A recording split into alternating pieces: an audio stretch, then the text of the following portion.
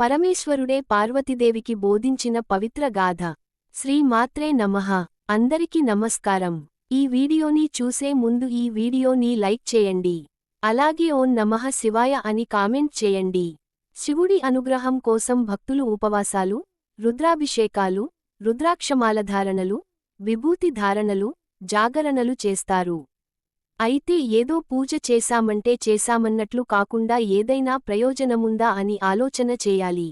ఈ ప్రశ్నకు సమాధానం సాక్షాత్తు ఆ పరమేశ్వరుడే ఓ కథ రూపంలో పార్వతీదేవికి చెప్పాడు. శివుడి ఆజ్ఞలేనిదే చీమైన కుట్టదు అనే విషయానికి అందరికీ తెలిసిందే. ప్రకృతిలో దైవాజ్ఞ లేకుండా ఏమి జరగవని ఈ విషయానికి ద్వారా తెలుస్తుంది. ముఖ్యంగా శివరాత్రి పర్వదినాన ఆ పరమేశ్వరుడి అనుమతి లేకుండా ఏమి జరగవు. ఈ రోజు శివుడి అనుగ్రహం కోసం భక్తులు ఉపవాసాలు, రుద్రాభిషేకాలు, రుద్రాక్షమాలధారణలు, విభూతి ధారణలు, జాగరణలు చేస్తారు. అయితే ఏదో పూజ చేశామంటే చేశామన్నట్లు కాకుండా ఏదైనా ప్రయోజనముందా అని ఆలోచన చేయాలి. ఈ ప్రశ్నకు సమాధానం సాక్షాత్తు ఆ పరమేశ్వరుడే ఓ కథ రూపంలో పార్వతీదేవికి చెప్పాడు. పూర్వం ఓ బోయవాడు ఉండేవాడు. వృత్తిరీత్యా అడవికి వెళ్లి జంతువులను వేటాడి కుటుంబాన్ని పోషించుకుంటూ ఉంటాడు. అయితే ఓ ఉదయాన్నే వెళ్లిన అతడికి ఒక్క మృగం కూడా కనిపించలేదు. పొద్దపోయే దాకా ఎదురుచూసినా ఫలితం దొరకపోవడంతో నిరాశగా ఇంటిముఖం పట్టాడు. మధ్యలో ఓ సరస్సు కనిపించింది.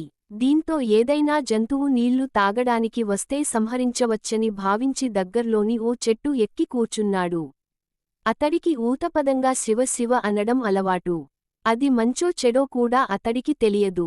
చెట్టుపైనుంచి జంతువులు సరిగ్గా కనిపించేందుకు ఆ చెట్టు ఆకులు, కొమ్మలు విరుస్తున్నాడు. ఇంతలో ఓ ఆడజింక అటుగా వచ్చింది.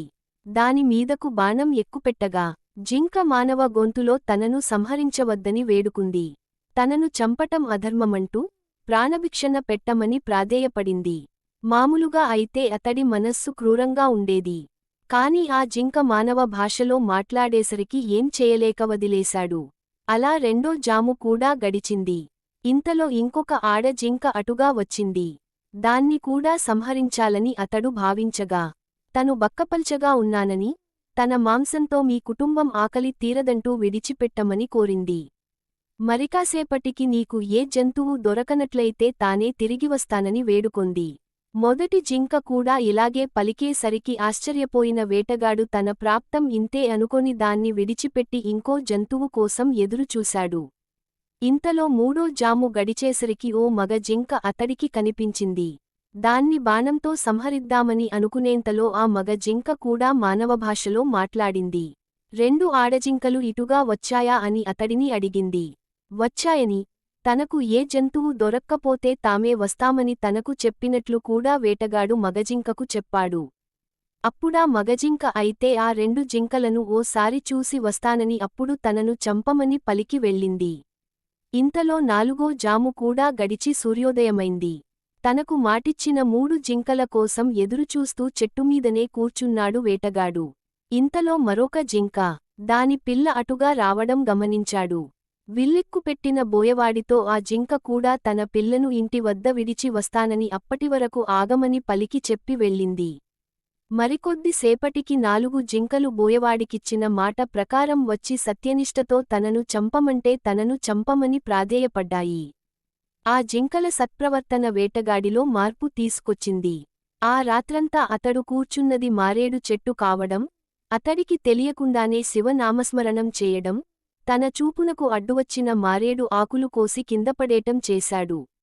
ఆ చెట్టుకిందనే ఓ పాత శివలింగం ఉండటం వల్ల ఆ మారేడు దళాలు లింగంపై పడ్డాయి. దీంతో మారేడు దళ పూజా ఫలితాన్నిచ్చింది. నాలుగో జాము వరకు మెలకువతో ఉన్నాడు కాబట్టి జాగరణ ఫలితం వచ్చింది. కావున మహాశివరాత్రి వేళ మనం తెలిసి చేసిన తెలియకుండా చేసిన శివనామ స్మరణ ద్వారా జాగరణ చేయటం వల్ల మన పాపాలు తొలగిపోతాయి.